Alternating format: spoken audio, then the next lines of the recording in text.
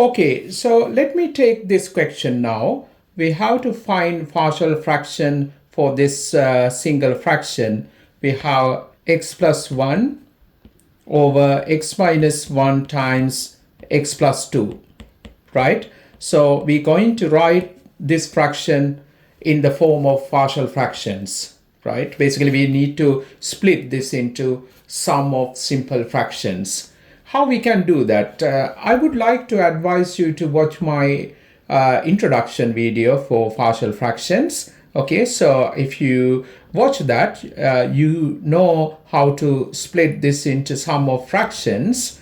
As we have two linear factors in the denominator, we're going to split this into sum of two fractions, right? Denominators of those fractions going to be these two linear factors. And numerators always going to be constant. I'm going to write those constants as a and b. Now, our aim is to find AB constant. How we can find AB constants? What we're going to do here, we have to write this right hand side again as single fraction. I'm going to add these two fractions together, right? If you add these two fractions, you can see that denominators linear, so product of these two going to be the common denominator. To make this as a common denominator, you need to multiply this by x plus 2. You need to multiply b by x minus 1. So we're going to add these two expressions together. Okay, so that would give us a times x plus 2 plus b times x minus 1. Okay, so on the left hand side we have x plus 1 over x minus 1 times x plus 2. Now, how are we going to find a and b? Here we're going to say this. These two fractions are the same, as we have same denominators in both fractions. Definitely numerators must be the same. So I can write here x plus 1 should be equal to a times x plus 2 plus b times x minus 1. Okay, so now we're going to find a and b. To find a and b, we're going to substitute values into x. Basically, we can substitute any value into x.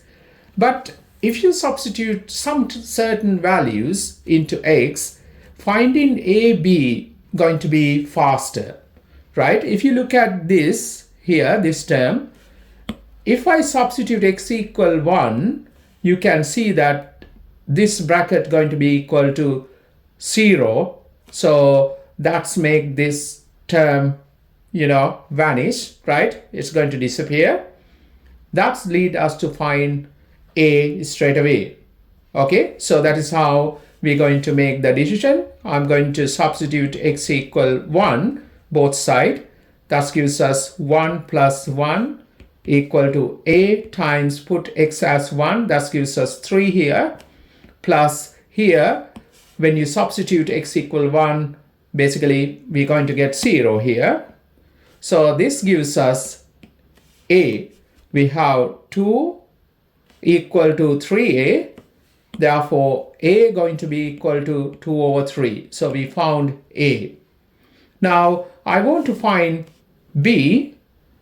How we can find b? We can substitute x equal negative 2, right? See, if I put x equal negative 2 here, what's going to happen?